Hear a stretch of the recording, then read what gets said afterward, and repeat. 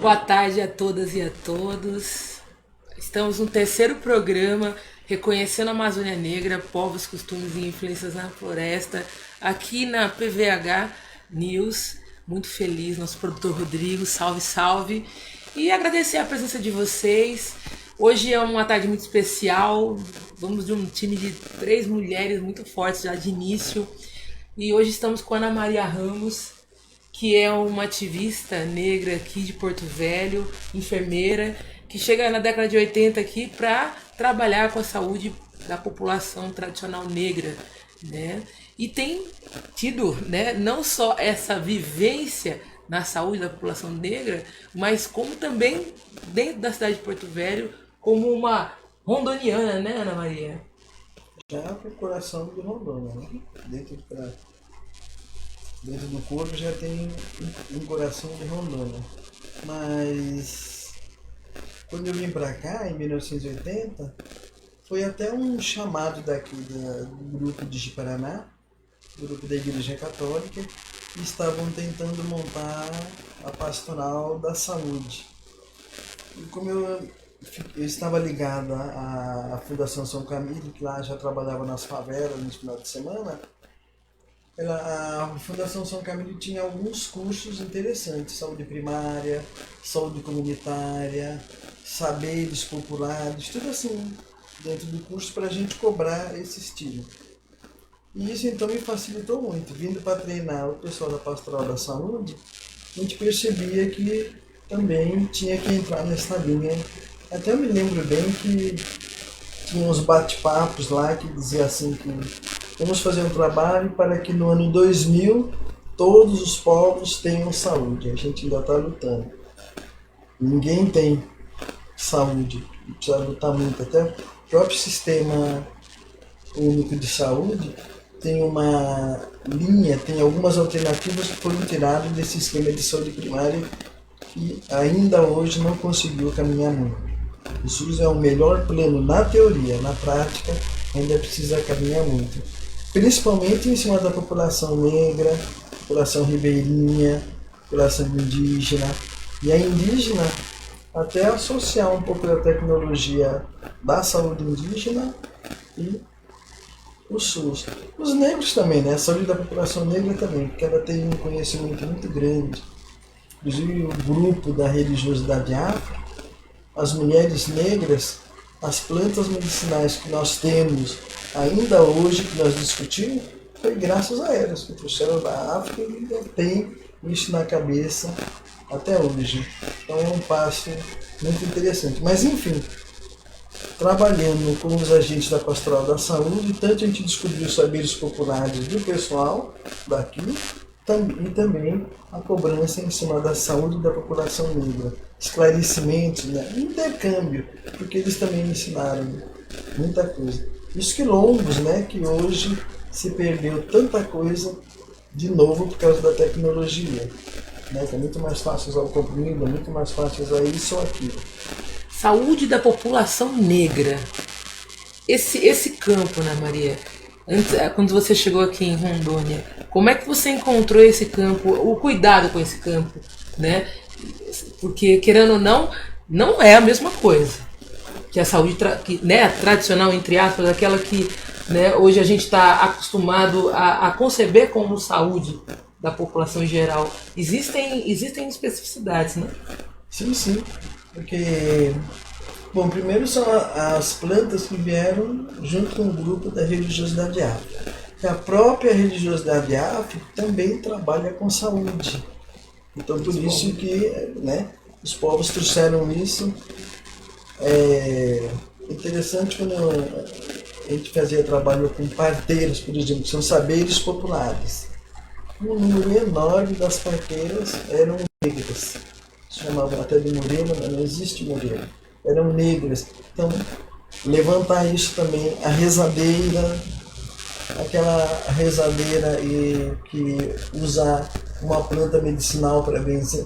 Então, se a gente fosse discutir, é uma infinidade de falas que a gente foi perdendo, mas nas discussões das aulas, quando se discutia, por exemplo, uma doença como um sarampo, se tinha um pessoal negro ou da religiosidade afro, ou até um agricultor, ele já ia dizendo como que eles tratavam aquela saúde, aquela doença. E por isso que a gente foi aprendendo, eu fui fazendo um intercâmbio com eles, fui obrigado a fazer um curso de plantas medicinais em Rondonópolis e outro em Séries, até para não deixar se perder, porque vai depender do seu interesse quando você está ouvindo essa pessoa falar que tem o saber popular. Se você não tem interesse, ela vai achar, não, realmente eu preciso pegar o conhecimento de quem está me ensinando e deixar o meu de lado. A preocupação em dar continuidade a esses conhecimentos. Agora, a saúde da população negra, algumas doenças foram pegas, quer dizer, eles já tratavam. Algumas outras vindo da África foram pegar aqui, por exemplo, hipertensão. Lá na África eles não tinham pressão alta. As pesquisas dizem que foi o sal e o tipo de alimentação, e o tipo de alimentos também que eles recebiam no tráfico e chegando aqui. E uma série, anemia falciforme, que na África foi uma mutação para diminuir a malária, porque lá na África tem malariae, vivax, falciparum e ovário, 4 tipos de malária. Então foi uma mutação. O organismo, então, não, quando o plasmódio entra naquela parte dos glóbulos vermelhos, o glóbulo vermelho tendo o formato de meia-lua, então ele só tem 50% de oxigênio. Aí ele acaba morrendo. Só que aqui para nós, tendo os 2 tipos de malária, quem teve ou quem tinha anemia falciforme não pegava malária. Só que o acompanhamento aqui não era interessante. Eu me lembro muitas vezes a criança negra tomando ferro comprimido ou líquido, ou xarope de ferro, para melhorar a anemia. E é interessante que se você aumenta os seus glóbulos vermelhos em formato circular, você acaba piorando. Mas como aqui ele tomava o sulfato ferroso, ele aumentava o número de glóbulos vermelhos em formato de lua. E isso piorava a sua situação. Nossa. E o trabalho então foi até se conseguir Descobrir, montar, né? até descobrir, que acho que a própria população médica também acho que não tinha muito conhecimento. Eu lembro que às vezes a gente ficava discutindo, aprendendo, e a gente só conseguiu fazer uma caminhada melhor quando o Nativida veio de Rio Branco para cá, montou uma sede aqui, a gente chamava eles para ajudarem, e uma menina também que é uma assistente social, não consigo me lembrar o nome dela direito, vindo da Bahia com 2 filhas, né, com anemia falciforme, fez um trabalho maravilhoso aqui de ensinamento, de acompanhamento, de folheto, acho que montaram até uma FENAFAL, que é uma federação em cima disso daí. Isso foi muito grande. Mas diabetes também, outra doença também. Quer dizer, diabetes, hipertensão e algumas coisas nós temos uma porcentagem maior em cima dos negros. E ainda hoje, a saúde da população negra no Brasil é delicada, porque em outros países o pessoal já descobriu que alguns medicamentos, por exemplo, para hipertensão, não funciona muito bem ou então prejudica. Para diabetes, é a mesma coisa. Então a pessoa tem uma pesquisa que alguns medicamentos podem usar para o negro, outros medicamentos não, mas aqui o pessoal não está interessado nisso. Receita, não tem receita porcentagem, fim de papo. Nós não estamos nem preocupados com isso. Obstetrícia, relação à obstetrícia, para mim ainda é gritante, porque entra aquele esquema da escravidão lá que o pessoal diz, não, ela é forte, ela já foi escrava, ela já foi isso. Então há uma mortalidade muito grande de crianças, intoxicação gravídica, que é a eclâmpsia. Né? A mulher não pode se engravidar, se ela é negra, não é interessante ficar sem fazer o pré-natal. Eu me lembro que às vezes, não, dona fulana morreu, ela é negra. Mas como que ela morreu, não fez pré-natal? Fez sim, todo mês ela ia.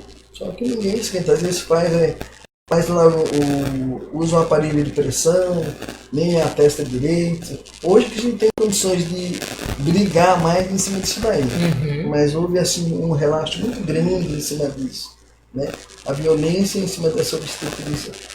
E como que você vai contar a mortalidade materna se hoje, ainda hoje, você vê que eu que pagava a Unimed quando eu estava grávida dos meus filhos, eu me lembro de ir na Unimed, que era a maternidade Irmã Dulce, que funcionava ali perto da bairro da Liberdade.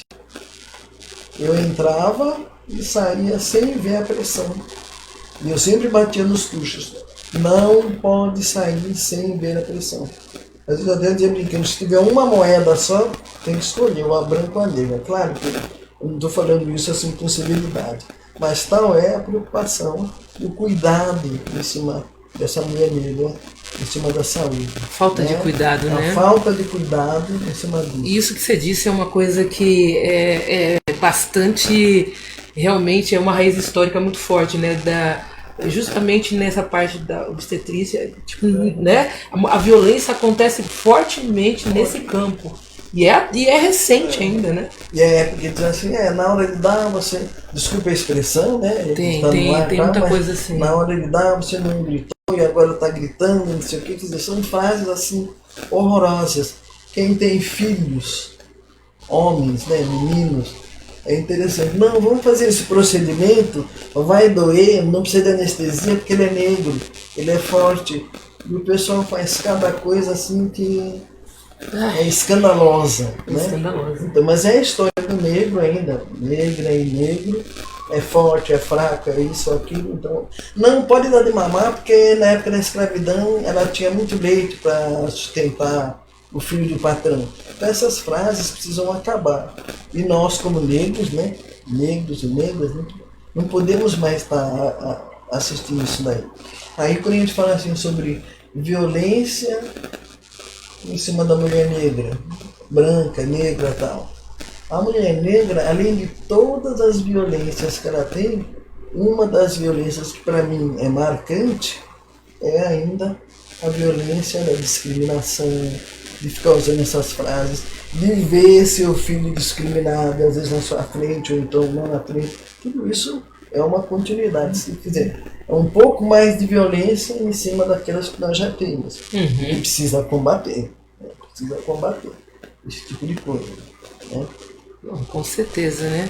Para quem está chegando agora, a gente está aqui com a Ana Maria Ramos, que é uma enfermeira e ativista negra aqui na cidade de Porto Velho, e o tema hoje é sobre a saúde da população negra, né? Principalmente com foco na população negra tradicional, onde a Ana Maria sempre militou, desde a década de 80 aqui em Rondônia, trazendo seus conhecimentos. Ana Maria, que é um fluxo migratório negro de São Paulo, e veio contar justamente a sua história, não só contar, viver sua história aqui em Rondônia. E aprender também. E aprender. Ana Maria está dizendo das violências sobre a questão, além das especificidades da saúde dessa população negra, as violências que essa população sofre, inclusive nesse campo, né, Ana Maria? É um campo de bastante agressividade com a população negra, né? Os postos de saúde, os hospitais, né, as clínicas. Pelo fato de ter passado nesse sistema de escravidão, basta a gente ver que ultimamente o próprio presidente disse que nós estamos felizes em não estar na África, de ter vindo para cá na época da escravidão, porque aqui nós estamos muito melhor do que lá. Não, não é assim não. Nós não estamos felizes de estar aqui porque viemos como escravos, porque viemos inclusive forçados, né? Reis, rainha. Às vezes eu fico chamando o pessoal, falando que eu sou rainha, e de repente um ancestral meu foi rainha, foi rei. A gente não sabe, né? Foi isso, ninguém, quer dizer, a própria história, a verdadeira história, o pessoal queimou muito papel, jogou muito papel, sendo que em outros países você consegue ver isso daí. Muita coisa. Os portugueses, que quando você quiser acabar com uma cultura, uma história, você joga na mão dos portugueses. Basta ver que a nossa escravidão foi a última a ter acabado, foi a pior, maior massacre, o maior número de escravos. Então, tá aí a história, né? E ainda hoje, a saúde da população negra ainda continua em cima dessa luta.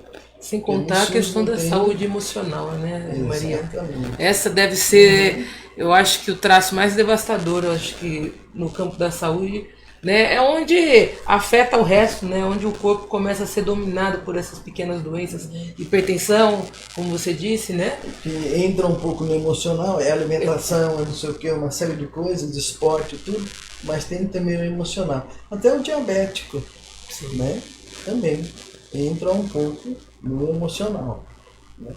E uma outra coisa que eu acho interessante é essa mistura com os portugueses. Todos os nossos filhos nascem brancos. Me lembro a minha mãe contando que foi uma luta quando eu nasci bem branquinha, e perguntavam para ela: como é que você vai cuidar dessa criança branquinha? Essa criança não é seu filho. Ou então porque mais e ficava assim, várias desculpas dizendo que ela não tinha capacidade para criar aquela menina branquinha, aquele nenê branquinho. Uma falta de respeito para a mãe que acabou de ter o filho, deve estar meio chateada porque a criança está branquinha e que ela vai ter que ter algumas respostas também, e que depois ainda bem que nós ficamos negros. Tem muita violência, né? Ainda bem que nós ficamos negros, né? Porque senão, olha assim, a violência que a gente ia ter hoje. A própria esposa dele lá contando pra gente a história dela, a gente tinha que ficar explicando porque um era negro, outro era branco. Os filhos que nascem, normalmente tem 4 filhos, o que nasce mais clarinho, já começa a ter privilégios. Isso a gente vai ter que rebater também. Uma coisa que acho que a gente fala muito sobre, que me preocupa muito, é que eu estava até conversando aqui, que tinha diminuído um pouco a discriminação e ultimamente eu estou sentindo uma coisa muito intensa. Ele não concordava comigo que não, mas eu fico assim preocupada. E eu não sei se é a visibilidade. Quando eu falo visibilidade, é que aumentou muito a nossa visibilidade. Nos canais de televisão livre, eu sentava, o único cargo que eu podia ser, eu quero ser atriz, o máximo é na cozinha. Eu quero ser juíza, o máximo é na cozinha da juíza. E uma série de outras coisas. E hoje nós vemos atrizes, né, assumindo os papéis que nós sempre gostaríamos de ver. E não sei se isso mostra uma certa tipo de provocação, né? Que não é para provocar. É um país que tem 60% da população negra. E alguém diz até mais do que isso. Rondônia, Belém do Pará, tem mais ainda. Maranhão, né? Tem mais ainda do que isso. E não sei se não é para provocar, mas é para assumir. Até eu achei interessante que o pessoal agora está numa briga assim, bem ferrenha mesmo, e não queremos mais ser chamadas de morena, porque não existe moreno, não tem uma história. E com a mulher, o moreno está bem em cima, assim, né? Isso daí. E é bom porque se a gente consegue assumir essa luta realmente, vai aumentar mais o número de negras e negros. Porque claro, né? Tem sentido. A gente tem que ver as raízes, e quando você não tem raiz, por isso essa dificuldade da gente construir a história, inclusive a história política. Também, o que eu quero? Como morena, como isso, como aquilo. Não, eu tenho uma história de escravidão, de luta, a revolta dos malês, não sei o quê, né? Mas até hoje, você estava dizendo a questão da miscigenação, ela é muito maltratada, né? E perpassa também no campo da saúde, também muito mal compreendida, né? Até no preenchimento dos formulários. Né?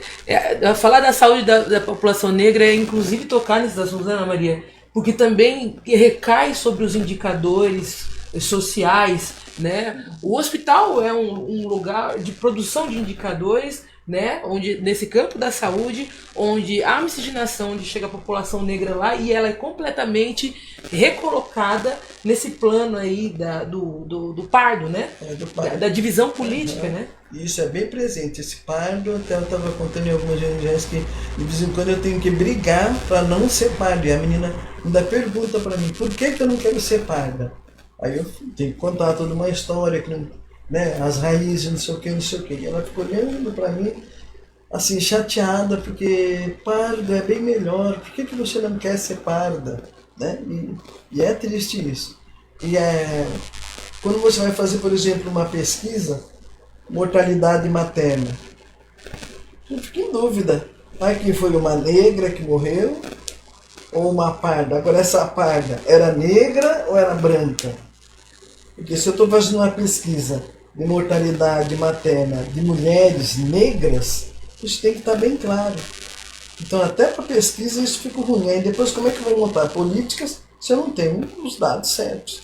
E os postos de saúde mesmo, esse campo, né, desse processo de autorreconhecimento, né, ele é completamente deixado de lado e vira muito mais a opinião do atendente que está ali, sem nenhuma informação, inclusive. E muitas vezes pode ser negro, né, e também está cooptado por esse sistema divisor, né, esse sistema estratificador aí que acaba desconcentrando, né, a política. Eu me lembro quando teve aquele censo, acho que você se lembra também. Não deixe a sua cor passar em branco. E foi uma campanha dos movimentos assim, sociais. Por favor, preste atenção. E um rapaz do censo foi em casa e estava lá tentando fazer a minha cabeça como parda. Morena ou parda. A senhora é morena ou parda. E aí ficamos assim, teimando. E ele sentado na cadeira da minha casa, no meu quintal, teimando, não querendo escrever o que eu queria lá. E minha campanha dizia, afirme bem a sua identidade, não, porque senão, na contagem lá no final, vai ter um peso isso daí. Aí quando eu vi que não ia sair mesmo, que ele ia escrever o que ele queria, porque foi treinado para isso, aí eu chamei meu marido, negro, alto, grandão. Falei, quem sabe, vou ter que dar um susto nesse rapaz, porque senão não vai entrar minha cor negra, que eu não quero nem moreno nem pai. Eu achei assim aqui no abuso. Aí o Gordon chegou, Gordon é o nome do marido, né? Eu também me estranho. Aí o Gordon chegou e disse assim, escreva aí o que ela está pedindo. Vamos. Sim, senhor. Aí escreveu direitinho. Quer dizer, aí eu fiquei pensando, em outras casas que o pessoal não teve essa pressão. Eu consegui salvar a pele, né? Então, foi uma preocupação. Eu acho que para nós ainda é importante continuar essa luta de assumir a identidade. Quando eu estou dando, mesmo na área rural, às vezes, até fazendo trabalho de agente de saúde, às vezes acontecia alguma coisa e eu colocava assim no chão uns papéis escritos, num negro, no outro branco, no outro afro-indígena, não sei o que, só para moreno claro, moreno escuro. Você consegue fazer assim a maior confusão na cabeça de você, na cabeça da população, na cabeça do grupo que está lá. Como é que em casa não se bateu esse tipo de papo? Mulheres, homens, jovens. Eu me lembro uma vez fazendo isso, 5, 6 jovens sentaram num banco e disseram, eu não sei o que eu sou. E não era criança de 5, 6 anos, eram já 20 e poucos anos. Como é que você vai reivindicar políticas se você não sabe nem o que você é? O que é identidade? É esquema de identidade mesmo. E levantar suas raízes. Será que ninguém em casa sentou para contar? Não, a minha avó era negra, ela não sei o que, o meu pai era isso. Isso que é a história. Eu acho interessante que nas áreas indígenas, eu trabalhei em algumas áreas indígenas também aqui, e aprendi muito sobre saberes populares, mas também sobre a história. O nome da criança é dado lembrando um parente, porque ele tem os mesmos movimentos, ou então canta, ou então se alimenta, ou então anda. Isso é muito importante, é a continuação das raízes. E eles vão o tempo todo contando a história. Por que deram aquele nome? Tem uma ligação com planta, com o animal e também com alguém da família. Um antepassado, né? Um antepassado. Isso segura as raízes, né? Isso segura. E a saúde também perpassa pela identidade, né, Maria? Porque também. Às vezes, a questão da miscigenação, eu falo que é uma das maiores violências no Brasil, é maltratada até hoje. De mula viramos pardos, de mulatas pardas, né? E aí, quando você vai ver, o cara pode ser até ter a pele clara, mas demora um Os tempão para traços. descobrir que tem anemia falciforme, por Aham. exemplo, por conta de não meu avô é negro. Você percebe que Como é esses que eu laços estão consegui? muito distantes, né, Ana Maria? Como que eu consegui essa anemia falciforme? Não dá só em negro, não. É a sua história. É a tua história lá atrás. Então tudo perpassa pela questão da identidade, né? Exatamente. Exatamente. Você que está entrando aí, ó, Ana Maria Ramos com a gente, ativista negra, aqui de Porto Velho, Rondônia, inclusive enfermeira, e vem falar sobre sua vivência na saúde tradicional da população negra aqui de Rondônia. Também agora acabou falando pra gente um pouco sobre a questão indígena também, fez alguns trabalhos, chegou aqui da Fundação São Camilo. Aham, da Fundação São Camilo. E outra coisa que a gente se lembra bem também, falando de identidade, aí o pessoal, não, o encontro, ou então o curso, o debate foi ótimo, foi maravilhoso. Não fosse sério, eu aprendi isso, aprendi aquilo. Ainda bem que ela tem a alma branca, não sei se você pegou isso. Não. Eu queria morrer de catapora, né? Como diz Não pode ser, frase. não pode. Não pode. Não. Tinha época até que eu cheguei a dizer, não, a alma não tem cor. Ou então aí vai. A minha alma, eu acho que é de cor negra, porque para poder sacudir, chamar a atenção realmente do pessoal, para ver se a gente conseguia, né, tirar essa frase. Tudo coisas assim da época da escravidão, né? Uma maneira de não valorizar. Até de justificar. Como ele não tem alma branca, então podemos escravizar. Então tirar um pouco pedaço da culpa, né? Isso, para tirar a culpa, porque não estamos sacrificando, né? Tanto. É uma. Nossa. Muitas frases que ainda estão dançando ainda da época da escravidão, né? Manga com leite, né?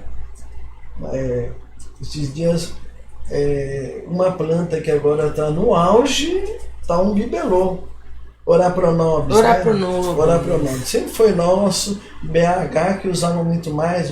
Há uma história de escravidão do BH, mas os outros estados também usavam muito.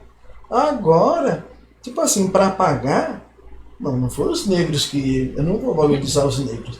Então agora está saindo Orar pro nobis da América do Norte e ainda acrescenta atrás. O legítimo. Eu não acredito. Eu não acredito que eu estou sentado no sofá assistindo a televisão dizendo que orar pro nobis da América do Norte é o legítimo. Então quer dizer que o que tem aqui na minha casa plantado não é o legítimo, que é para acabar.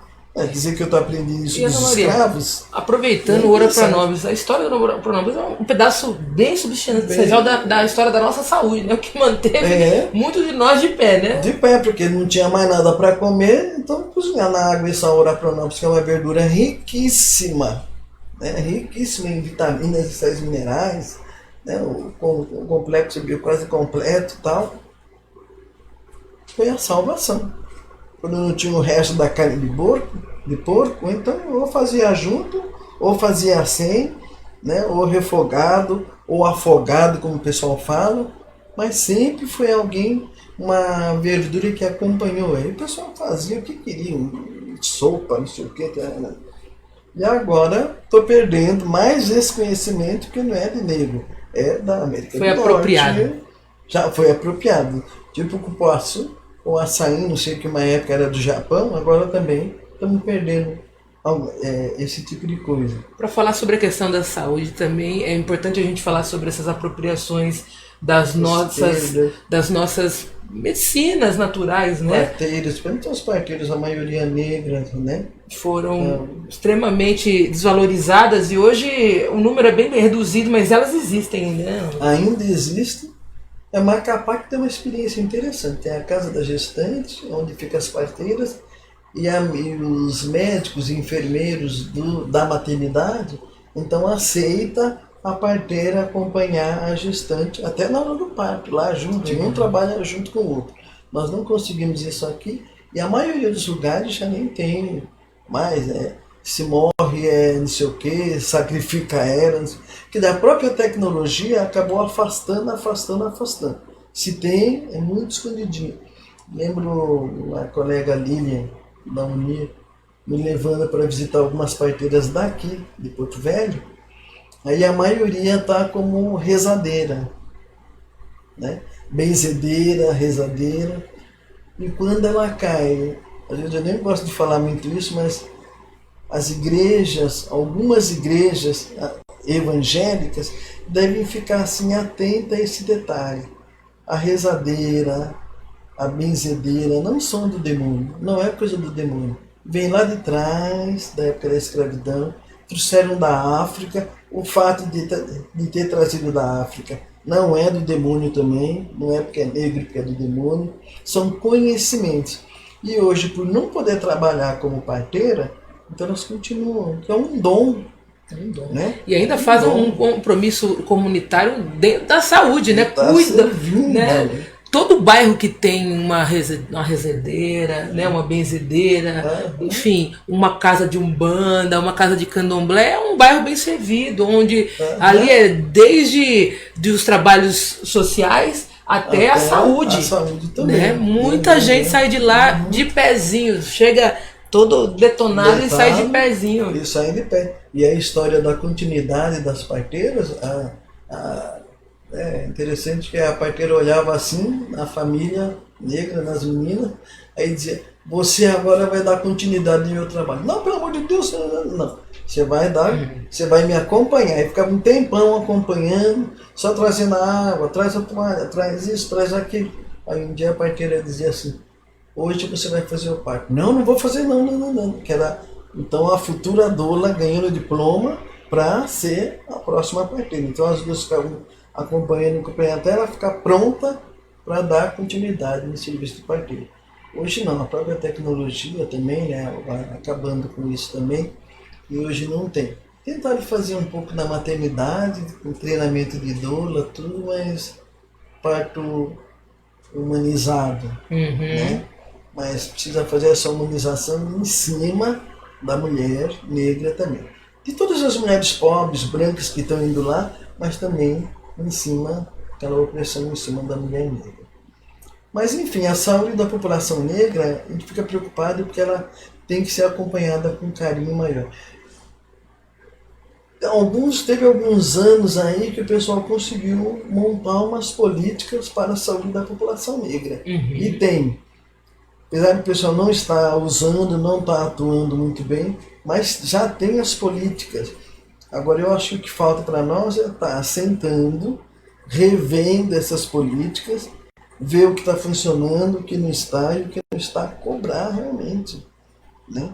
Cobrar do cremério, cobrar do Corém, que é a enfermagem cremério dos médicos, e está exigindo esse acompanhamento, porque nós temos algumas coisas específicas do negro. Que o pessoal diz, mas agora o negro quer uma saúde especial para ele, o indígena. Não.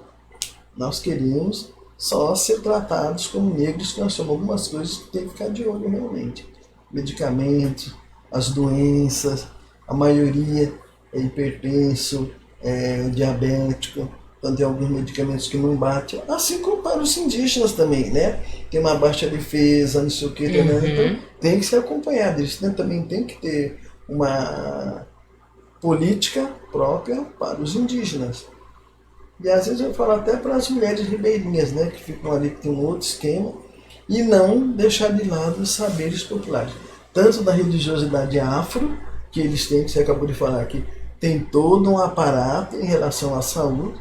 Eles são discriminados porque eles não podem tirar os colares, não podem fazer não sei o que, algumas coisas, algumas atitudes que eles têm que tomar na hora que são internados. Eles são discriminados porque o pessoal não quer cuidar deles ou com o colar. Claro que ele não vai fazer uma cirurgia esterilizada com aquele colarzão. Mas tem hora que, se ele está internado lá e dá para usar o colar, os negócios, que são caminhadas que eles fazem dentro da religiosidade. Tem que ser respeitado. Tem que ser respeitado. Né? A mesma coisa então seriam os dois grupos de população. Nós temos aqui, teve um encontro muito bonito aqui da Enafro. É uma entidade, uma fundação para atender melhor a saúde da população negra. Aí eu acabei até da população da religiosidade afro, saúde da população de religiosidade afro. E aí eu fui lá também participar e até cobrando que nos próximos encontros que a gente, como negro, né, sendo ou não da religiosidade afro, os que não são, também que aumentasse esse grupo. E foi feito a nível de região amazônica, que eles dividiram em regiões. O fundador faleceu, uma grande pena, ele faleceu com câncer de próstata. E a gente cobrou muito isso, né? Que além de estar dentro da entidade, algumas doenças, porque o negro tem sua maioria, também tem problema na próstata.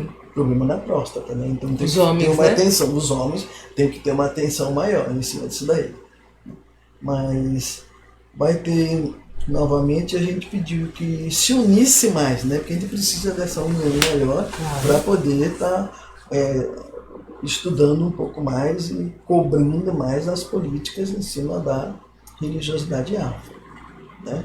Religiosidade afro e saúde afro. Então, enquanto eu ficar discriminando... E tem um problema da discriminação, né, Maria? Que é uma barreira bastante grande para a área da saúde da população, né? Exatamente. Ana Maria, contar um pedacinho aí da... Ana Maria chegou aqui, né?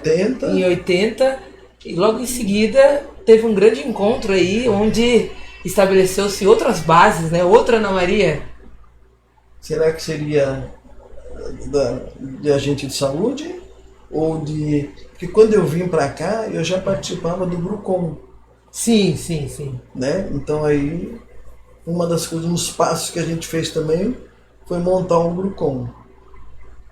Porque nos quilombos eu consegui ir já um pouco mais tarde, mas quando a gente fomos para fazer trabalho lá também, e até para conhecer, porque os quilombos daqui eu não conhecia. E sempre o pessoal dizia, na época, dizia, não tem. E aí a gente já descobriu que tinha sim, e precisava de um grande apoio, de um intercâmbio, né, de troca de conhecimento. Mas engraçado que nos quilombos a gente não tinha muita saúde da população negra dentro, assim, que eles usavam. E também não tinha muita religiosidade afro, porque um bispo famosíssimo, não tenho nada contra ele, combateu muito isso. E o pessoal perdeu muito esse conhecimento. Na década de 80 já não existia mais. Já não existia. Se existia, existia muito pouca coisa. Conseguimos recolher um levantamento em cima de algumas plantas medicinais, né, alguns conhecimentos e tal, mas não se conseguiu muita coisa. Me lembro que o primeiro curso de parteiros que a gente fez em São Miguel, quase não teve gente dos quilombos. E foi uma pena muito grande, porque já se entravam outros grupos, não faça isso, não pode sair de lá, não sei o que. Foi uma pena muito grande.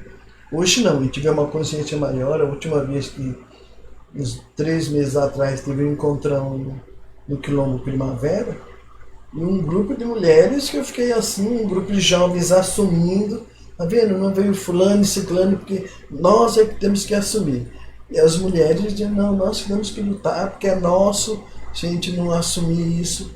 E a mulher tem uma base, né? Porque ela que tem filho, ela que tem isso, aquilo. O matriarcado, né? Gritando Exatamente. Dentro, né? Podem ter combatido né? A casca da afro-brasilidade, mas dentro, acho que né? A mulherada não perde. Ela tá sempre né? Interessante. É uma coisa que não some, né? Assumir esse poder, né, dos quilombos. E que se começa agora, né? Porque agora que a gente vê que as terras estão regularizadas, né? O pessoal está saindo mais, né, para fora. Foi até da área indígena, veio até o único quilombo que tinha lá presente nesse curso de parteiras foi de Pimenteiras. Sim. Agora, Pimenteiras tem uma caminhada, né? Então, desde a Teresa de Benguela, que hoje já não está entre nós, mas lembra, é uma matriarcado aí também, é uma história. O mais interessante, né, dessa Amazônia Negra, né? A gente se conta que Teresa faz parte desse repertório aqui, né? Faz parte. Ali naquela região do Vale do Guaporé. Eu acho que é a matriarca principal e ela e a mulherada, mesmo sem conhecê-la, eu acho que a força, né, A força tá ali dentro. Quando eu vi essas três ou quatro mulheres que vieram de Pimenteiras, aí nós sentamos para conversar. Não, é uma linhagem que ainda até hoje está se batendo, né? Tá frente aí, né? Tá ainda nessa luta. As raízes dela ainda estão presentes aqui. Por que não veio dos outros e dela veio? Mas mesmo assim, hoje, por exemplo, se a gente marcar alguma coisa nesse sentido, vem, mas a gente não pode perder essa história também de Teresa de Benguela, que hoje é que a gente fala mais, né? Porque não sei como é que está o decreto, mas ela já tem até uma data de comemoração. 25 de julho. O dia da Mulher Negra. A Mulher Negra e Afro-Caribenha. Afro-Caribenha. Teresa de Benguela. Isso é muito bom. Aí eu digo que a Teresa de Benguela lá e a Natália Barbosa aqui, né? Professora de história, montou algumas coisas sobre zumbi, sobre maracatu, ela era DJ. E era a primeira DJ, né? Primeira mulher a tocar DJ, radiola, o reggae maranhense, né? Que é muito presente aqui em Porto Velho. Maranhão tá aqui, ó, acreditando, né? E ela como mulher, e a pessoa deixava ela para fazer a apresentação dela como última, lá atrás, né? Mas eu me lembro da história dela, porque quando eu estava viajando na área rural, ela estava aqui, segurando até um grupo de mulheres negras que a gente conseguiu montar aqui, por causa da história das mulheres de lá, da área rural, que a gente tinha problemas de saúde, a gente tinha que vir para Porto Velho ou se tratava lá. Aí eu me lembro uma vez uma mulher negra pedindo empréstimo no banco para pagar a passagem de Costa Marques para cá, porque não tinha dinheiro para pagar a passagem. Tá. E são os miomas também, que estava até esquecendo de falar. Os miomas. Era por isso, né, também. Algumas grandes mulheres que lutaram fora daquele Brasil, dentro do Brasil, a gente vê que acabamos perdendo por causa desses miomas. E quando eu vim para cá em 89, para Porto Velho, então a gente tentou montar um grupo de mulheres negras, que a gente deu o nome de Raízes também. E para montar esse grupo, a gente começou com discriminação. A motivação foi a discriminação. Ana Maria, meu filho foi discriminado assim, assim. A outra, não, eu fui discriminada assim, assim, assim. Não, mas eu não aguento mais, eu vou. E elas diziam que, uma dizia que quando era discriminada, ela chorava. Chorava. Aí a outra disse que quando era discriminada aqui em Porto Velho, aí disse que arrebentava. Ela voava em cima, dava soco, dava pontapé. Já tinha derrubado 2 homens lá na firma dela, dando soco pela discriminação. Tantos que chamavam até ela de mulher macho. É uma maneira de, né? Porque a mulher de hostilizar a pessoa. Tem que ser delicada, fina e tal. E a outra disse que quando era discriminada, então disse que ficava rindo. Era um tipo de sentimento que dava nela, uma reação. E aí um dia nós resolvemos sentar e discutir isso. Tinha um advogado chamado Firmino, nunca mais ouvi falar dele. Até nele também. E aí ele disse, olha, não vai dar em nada, mas tem que processar, tem que denunciar, e aí diga que ele vai ficar, o fulano que fez isso, vai ficar pelo menos uns 3 ou 4 dias mexendo a cabeça no travesseiro. Mas ele vai ficar preocupado. Com certeza. Né? E no fim, uma ou outra negra que acabou denunciando, por exemplo, a Luzia, que era enfermeira no Semetron, no juizado, como a gente diz, ou advogado, ou nos direitos da advocacia, não sei como é que chama lá, não ganhou nada. Mas o Cremero, foi uma discriminação que ela teve lá no Semetron, aí o médico disse assim, quando é plantão dessa neguinha, aí eu tenho que levantar e trabalhar. Aí a menina foi e contou para ela, olha, aí ela foi lá no quarto, realmente é plantão da neguinha, pode se levantar e ver os prontuários lá e ver os medicamentos que estão funcionando, tá lá. Ele saiu, mas aí o Cremero, junto com não sei quem, lá do hospital, com a chefia, a diretoria do hospital, conseguiram montar um edital de 15 dias de suspensão, descontando o salário. Já é uma boa de uma... Nossa, nós ficamos né? assim, mandamos até uma vitória, cartinha, né? Mandamos uma cartinha agradecendo, que não era nada, que é a nossa cartinha, mas para mostrar assim, sim, é isso que nós queremos, é possível. Dá até uma força, né? Isso. E porque a discriminação é crime inafiançável. Mas eu preciso ver com alguém que tem um computador, que entende da lei, ou com um bom advogado, de repente, pedindo socorro, que parece que não está sendo tratado mais como crime inafiançável. Entendi. Isso Assim, não é bom. Eles convertem o racismo com injúria racial. Isso. Existe uma grande distorção dentro.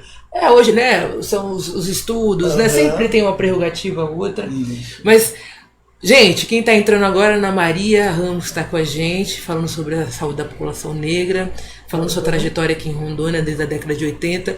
E também para elucidar um pouco vocês, Ana Maria é uma das pessoas que eu fotografei dentro do Amazônia Negra e inclusive mãe da Carol, que é uma das figuras que a gente sempre tem colocado à frente do Amazônia Negra, até por conta de uma militância, né? Exatamente. A Ana é mãe da Carol, né? E avó do Heitor, esse mocinho que tá aí mamando, né? Que hoje está enorme. E, né, enfim, e por conta das especificidades, a saúde também passa por essas violências, né? Exatamente. A Ana tem feito a fala dela muito baseada nos empecilhos que levam a saúde da população negra ainda em patamares grotescos de violência, né? De maus tratos com essa questão, né? E que hoje, por exemplo, o Estado não tem nada para oferecer para tirar essa pessoa da rua. Uma filha linda, que esse nenezão aí, mas agora está com a gente, esse nenê. Mas não é só ela, né? Nós temos muitas mulheres na rua que precisam de uma clínica compulsória para poder tirar. E não tem. Né? Para explicar um pouquinho melhor, né, a Ana é a mãe da Carol, né? A Carol está no Amazônia Negra, eu coloco como uma dona negra, né? Até por conta... Porque é uma imagem que fala muito sobre essa região em diversos aspectos, né? E esse matriarcado que, né? Mostra a situação da mulher. E que hoje serve também para falar sobre situações delicadas, né? População de rua. Hoje a Carol se encontra em situação de rua, né? Ela, por conta também de um processo da saúde, que é a questão da dependência química. Exatamente. Né? E a Carol, né? Quanto tempo a Carol tá fora de casa? 4 anos. 4 anos, né? Que a Carol saiu de casa. Precisa, a cada 15 dias ela vem, 20. Estou preocupada porque essa é a primeira vez que faz 20 dias que ela não vem, né? Porque é interessante que essa vinda do URB para mim facilitou muito. Eu rodo a cidade atrás dela e você paga pouquinho, 30, 40 reais. Para quem andou, é nada quase, né? E eles também ajudam, vai para lá, vem para cá. Mas só isso não basta, né? Tem um grupo de amigas ajudando, falando, mas a gente precisa de um local para, né? Tá colocando ela, porque ela também tem que viver, né? Ela tem um histórico. Será que é esse o histórico dela? O que a Ana está querendo dizer também, porque aqui em Rondônia nós temos esse pedaço da saúde que trata sobre a questão da dependência química, ele está nas mãos principalmente das igrejas evangélicas. Exatamente. Que têm os seus sítios que recrutam pessoas em situação de rua com dependência química, mas não tem o tratamento adequado, e principalmente quando se trata de uma mulher negra, né, Ana? E aí você imagina, né? Tem essa dificuldade porque são internações que não tratam a questão da dependência em si. Exatamente. Né? E que levam a pessoa a crise de abstinência, abandono de tratamento a todo momento, enfim. E também por diversas situações que ocorrem que a gente não tem controle, né? E até mesmo as próprias clínicas, por serem né, um fundamento cristão, né? Sim. Como, por exemplo, ela tem toda a vaga dela na Casa Roseta, e faz anos que a Casa Roseta ela entra, como não é uma clínica compulsória, quando ela fala não quero ficar, a casa tem que liberar, me liga e eu vou buscar. E eu então internei ela em Rolim de Moura, só reforçando o que a Marcela falou, e foi uma experiência para mim muito negativa. Ela foi internada em Rolim de Moura, numa casa evangélica. A casa era muito bonita, parecia assim o Jardim do Éden, bichinhos correndo na grama, orquídeas, né? Ainda bem que a menina que cuidava das orquídeas era a única que sorria, ou quase a única que sorria. Porque para tratar de plantas, flores, flor tão delicada, você também tem que ter uma certa energia. Mas como eu falei lá que eu era católica, então a menina, uma outra vez, mostrou que eu não tinha me convertido ao Senhor. Pediu para ajoelhar, eu que se acidente vascular isquêmico não posso ajoelhar. Mas mesmo que eu pudesse ajoelhar, não era essa a questão também. Eu fiquei explicando para a menina várias vezes que a minha conversão era diferente. Quer dizer, a menina, em outras palavras, quase me mostrou que ela estava daquela maneira porque eu não tinha me convertido ao Senhor. Foi um dos locais que eu saí assim, muito triste.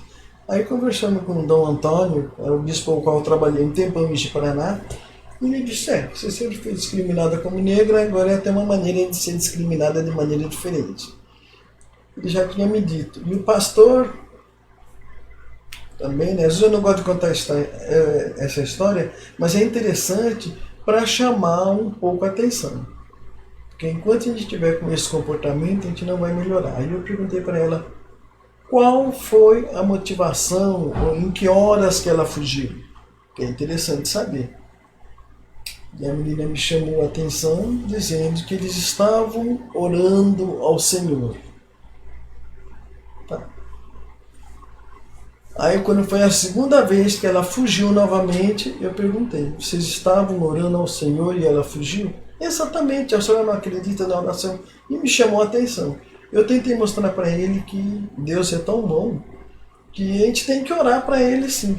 Só que ele dá inteligência para que a gente trate de maneira diferente. Além da oração, que é fortíssima para ela sair dessa dependência química, teria outras maneiras, medicamentos, não sei o que, montar um esquema enquanto um está orando, o outro está... E dei assim, várias ideias. Não sei se para ela foi burra, porque do jeito que ela olhou para mim. Acho que as ideias que eu dei foram assim... E ela disse que Deus não iria atender. Primeiro que eu precisava me converter e que eles precisavam fazer oração. E em nenhuma hora eu falei que não precisava fazer oração. Mas enquanto... Aí eu estou chamando a atenção... Enquanto as clínicas estiverem com esse comportamento, aí alguém vai dizer, mas tem que fazer oração, tem que fazer sim. É primordial, mas tem que fazer as coisas paralelas. Né? Fulano está com um coração, com problema no coração, acabei de ficar sabendo que um colega meu foi operado de coração, alguém estava ajoelhado orando para ele, mas alguém estava lá na mesa cirúrgica usando o conhecimento que ele teve. Que ele recebeu. Que a própria Bíblia diz que a fé sem obras é morta. Exatamente. Não adianta ter fé, acreditar, orar, mas não ter a ação física. Essa questão da saúde, né, da dependência química aqui em Rondônia, ela precisa ser mais tratada, porque hoje, se você for olhar a população negra onde ela está, aqui nas populações tradicionais, rurais, ela está na cidade, mas ela está em grande número na rua e ela está em grande número no presídio. E são duas populações que a gente não pode deixar de lado. E são as mais negligenciadas, né? E isso que afeta, aí você vê, aí a gente fala sobre hipertensão, diabetes, essas duas doenças também têm uma ligação com o emocional. Completamente. Tudo, eu acho que o Ministério da Saúde havia já alguns passos sobre a questão da saúde mental da população negra, né? Exatamente. A mãe perdendo seus filhos jovens, negros, acabaram de se formar, estão estudando, o menino é negro, mas está com uma mochila nas costas, ele não está carregando arma, a mãe abre a bolsa, a mãe negra abre a bolsa dele e diz, morreu porque ele estava levando a chuteira dentro da mochila. Não tem arma. E ela gritava desesperada. Essa mulher futuramente vai ter um problema mental, porque para aceitar a perda do filho... É quase inaceitável. Todo dia, né? O número de jovens é muito maior, né? Com essa grande perda. Porque é o jovem negro que rouba, é o jovem negro que não sei o que. E muitas vezes não é. Ele não tem essa liberdade de estar saindo. Ele não pode encostar numa loja para olhar um celular, porque o segurança diz circulando, circulando, circulando. Né? E a mãe que está perto, ela não precisa desse sofrimento. A mesma discriminação que você teve lá na sua idade, hoje volta a vir em cima dos seus filhos. É de muito novo forte. emocional. De novo, e essa dependência química, aqui em Rondônia nesse sentido. Agora, o que eu achei interessante é que uma mulher, chamavam de morena, para mim é negra, mãe com o filho na rua. Nossa, me deu uma dor assim quando eu vi. Tipo assim, eu achei que o meu caso era grande, mas a menina contando para mim, eu disse, como é que eu cuido da minha mãe? Eu cuidando da filha, como é que eu cuido da minha mãe? Que tá na rua. Está na rua.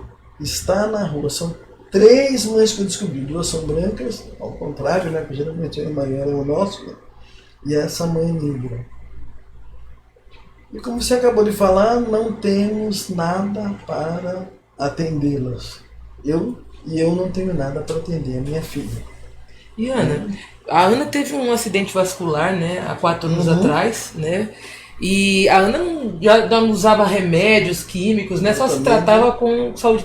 Como é que foi esse impacto? Porque eu acho que e uma coisa que é uma realidade assim que você sofreu, né? Como é que foi isso? Não, porque se eu tivesse na área rural, o grupo teria segurado. Inclusive a gente sabe que a AVC um pouco ajuda também. E acidente vascular isquêmico, se você começar a trabalhar com reiki, não sei o que, um bocado de coisas naturais, tratamentos naturais, você quebra em mais de 50%.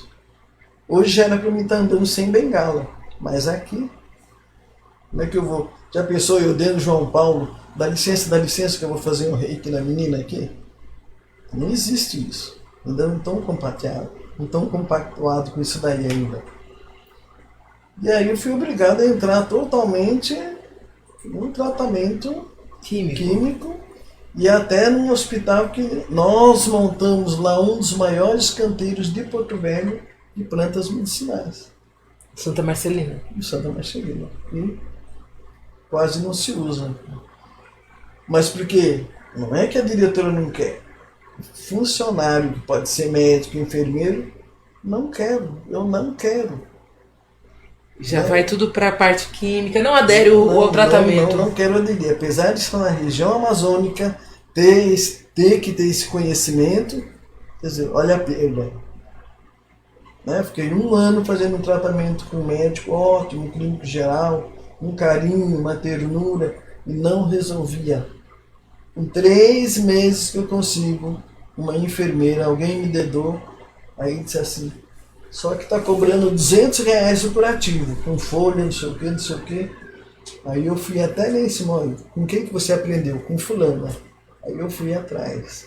Até obrigado, Andréia, né? Tem que falar, enfermeira Andréia, muito obrigado. Porque depois eu vieram pegando outros casos também. 3 meses, o ferimento de diabetes já estava cicatrizado. Claro que uma parte do tratamento foi todo natural. E ela é enfermeira padrão, que fez o curso, que o pessoal ainda aquela enfermeira do bairro, sim, não. Enfermeira padrão, que foi no exterior, fez esse curso, usando folhas, trouxe as plantinhas para cá, plantou, e depois teve que acabar até saindo do hospital, porque o pessoal não aguentava mais. Depois de 5 anos, ela teve que sair do hospital, quase meia, no arrasto mesmo, porque o pessoal não aguentava mais. Nem vendo o pessoal sendo tratado e curado. Hoje fiquei assim. O diferencial, hoje, enfim, a medicina tradicional, entre aspas, né, que está dita ainda como tradicional, ela vem para ela tomou um norte aí que agora pra gente reconstruir esse caminho tá ficando difícil, né? E a gente tá aqui mostrando algumas fotos aqui, foi quando eu conheci a Ana Maria. Que quando eu cheguei aqui em Porto Velho, todo mundo falava, você precisa conhecer a Ana Maria, porque ela era de São Paulo, eu também era de São Paulo. E depois de uns 3, 4 anos a gente se encontrou, né? Numa foto tá eu, a Ana e as 2 Anas. As 2 Ana Aranda, um beijo. A gente faz, olha, aqui, nossa amiga, muito feliz aqui, né? Uma das pessoas que me ajuda muito aqui, coraçãozão. E aqui, outra imagem, a gente tem a dona Úrsula Maloney, Que o dia que a gente se conheceu ali no Banzeiros, e a dona Luzia Malone, um grande beijo. Essas duas rainhas aí, barbadianas, e também falando que a Ana, né, ela não veio de Barbados, mas se encontrou com Barbados aqui, né? Me encontrei com o pessoal e aprendi também muita coisa com eles. E a Úrsula, a história que a gente tem com a Úrsula é que a primeira vez que eu vi a Úrsula, como uma mulher negra daqui de Porto Velho, foi vindo de Manaus para cá. Um ônibus que tinha 4 horas que saía de Manaus, chegava 4 horas da manhã aqui, 12 horas, tudo asfaltado. A demora que a gente ficava xingando era nas balsas. Que hoje em dia é feito o mesmo trajeto, leva um dia 4 e meio. dias. 4 dias hoje está levando. De Manaus para cá. Esse grupo que chegou pé da vida aqui porque passou o Natal na estrada. Mas aí já começou a me contar muita coisa do pessoal, desse ferro, entre em contato, faça isso, faça aquilo, né? Mas eu na época não ia ficar, eu nem sabia que eu ia ficar, que a Fundação São Camilo iria me mandar para cá. Porque a gente gastava o dinheiro lá na Zona Franca, Manaus, o dinheiro do avião. Manaus, Porto Velho, e daqui a gente pegava um jumbão velho que saía R$6,50. Nunca perdemos. Eu trabalhei 3 anos em Taquatiara, na beira do Rio Amazonas também, né, com um grupo de mulheres trabalhando e tal. Aí mais tarde, quando ela encontrou, como? Eu falei, olha, eu nem sabia. Naquela época eu não estava mentindo, porque eu nem sabia que eu vinha para cá. Depois que me chamaram e tal, e aí a gente sempre lembra dessa história. Né? E você é casada com o Gordon é da Guiana Inglesa, né? Da Guiana Inglesa, República Federativa da Guiana, como eles chamam agora. E né? Genericamente, né? Todo mundo virou barbadiano, né? Isso. Mas é desse grupo, né? A gente tá. No primeiro programa a gente recebeu aqui a Cleide Blackman, que falou sobre essa diáspora, né? O segundo programa foi a Cleusa Firmino, falando sobre segurança alimentar. A comadre, né? A comadre, olha, estamos. Comadre Cleusa. Né? E agora a gente está aqui falando também sobre, né, essa atmosfera negra aqui dentro da Amazônia, dentro de Rondônia, né? Porque diz que veio um grupo bem pequeno também da Guiana trabalhar na Estrada de Ferro. Bem pequeno. Não foi o grupo dele, né? E ele, quando veio a primeira vez aqui, perguntou, desceu na rodoviária e perguntou, como que eu vou pro centro? Aí alguém disse assim, pega Dom Pedro e desce direto. Na rua que passa em frente à rodoviária, aí desceu quando eu estava na Terreira Aranha, ele escutou 2 negros, né, grandão, Bubu e Júnior, conversando na esquina ali da Terreira Aranha. Aí ele virou e foi lá perguntar pro pessoal, não vou apresentar você pra mamãe, vou apresentar você pra não sei quem, pra não sei quem. Aí ele começou, né, também já o contato dele com a cidade, né? Já com a cidade.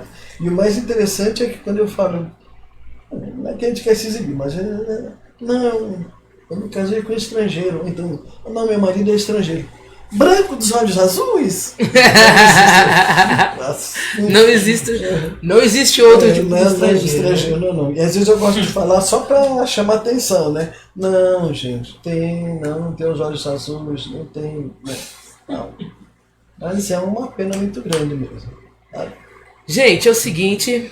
A gente está chegando ao final e hoje mais um dia especial, despontando essas potências, né? 3 programas, 3 grandes mulheres negras que eu não poderia deixar de faltar aqui. Eu acho que é fundamental essa, né, essa primeira dose para que a gente possa sentir, né, que aqui existe uma raiz negra muito consolidada, né? Em Rondônia, e essas pessoas, tem uma história, né? E uma história muito forte, né?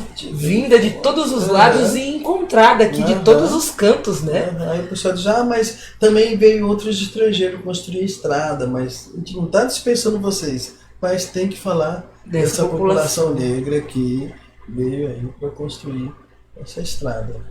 Né? E a Ana Maria Ramos é essa ativista negra que muito contribuiu aqui no combate da discriminação racial e também no auxílio, no apoio e no trabalho com a saúde da população negra tradicional, né? Hoje casada com um barbadiano, o Gordon. Mas vamos genericamente. Afro-antiliano. A Cleide já disponibilizou esse termo pra gente. Eu preciso começar a utilizar um afro-antiliano, né? o Gordon, porque tem laços, né? Tá certo. Mãe do Leroy, Aham. da Dandara e da Carol, Aham. né? A avó do Heitor. E uma pessoa aqui que está aqui construindo essa Amazônia Negra com a gente diariamente, né, Ana Maria? E o leitor que está se descobrindo negro, ficou só um pouquinho mais claro. Eu tô pedindo aquela tinta para você não me traz, a tinta da fotografia, já estou começando a ficar chateada, mas ele foi o primeiro da família. Eu criei 3 filhos e depois fui o primeiro da Miscigenado, família. né? Não, primeiro da família que no 13 de maio desse ano chegou, porque tudo que ele aprendeu na escola, ele vem, vovó, vem correndo da van. Aí, vovó, a tia Lu falou, eu até pedi licença para ela, né, para poder passar essa história. A tia Lu falou que os escravos se libertaram. Eu fiquei pensando, gente, a chave do negócio está aí. Porque tem 2 frases. E os escravos se libertaram graças à princesa Isabel, que lutou, assinou o papel, não sei o quê. E a gente, com raiva, de vez em quando tinha que escutar assim: fique calado, porque é graças à princesa Isabel que você está aqui. É uma coisa. Agora, a criança, 5 anos, vem para você e diz: a tia Lu falou que os escravos se libertaram. Você entende? Os escravos se libertaram. Nossa força, né? Passou a força. Não assinaram papel nenhum, nananã. Aí eu, na outra semana, desci lá, pedi uma vaguinha na van, desci. Eu queria conversar com a professora Lu. Ela já veio com o olho arregalado. E são 3 irmãs negras que trabalham na escola. Aí, Lu, preciso te agradecer. Por quê? Alguma coisa? Não, porque a senhora mandou me chamar e eu vim correndo. Aí contei a história assim. Ela não tinha tido consciência muito do que ela tinha falado, mas aí eu quis agradecer e chamar a atenção dela que é muito importante esse tipo de fala. Com certeza. Muito importante. E quando ele estiver lá em cima já estudando história, ele vai ver a diferença. Olha, aqui a loira entrou, aqui não entrou. Não tenho nada contra a loira, mas eu tenho que começar a escutar a verdadeira história. Que a mesma política de corrupção, de assinar papel falso, que tem hoje, tinha lá na época. A gente tem que estar separando essa história. É mesmo isso, é mesmo. Estou feliz da vida com você. São pequenas vitórias, mas que são pequenininhas, são a saúde da gente, passos, a saúde da gente já vai ficando outra, né, Ana? Já melhorei mais 0,1%. E vai melhorar mais ainda, Ana. Né? Gente, então agradecer vocês aí junto com a gente e também mandar um beijo para minha mãe, amanhã é aniversário dela. Oba. Aproveitar aí, ela sempre, quando faz os programas dela, né, ela manda um beijo pra mim, ela é youtuber, olha, quem quiser curtir lá o canal do jogo Palpites para o Jogo do Bicho, Marta Lee. É isso aí, gente. Salve, salve Amazônia Negra, até sexta-feira que vem, com o primeiro programa do ano, esse aqui a gente fechando com chave de ouro, né? E grande abraço a vocês aí. Feliz ano novo e até o ano que vem, né, Ana? Um abração para todas as amigas, né? As outras também, todo o pessoal negro daqui, toda a população negra. Vamos batalhar esse ano e fazer, né? Aquele grupo de mulheres negras que está se reunindo lá no Palácio, vamos reforçar e o ano que vem fazer um trabalho mais firme, né? De reunião. Conto com vocês para a gente melhorar. Né? Axé para vocês, gente. Axé. Um beijão.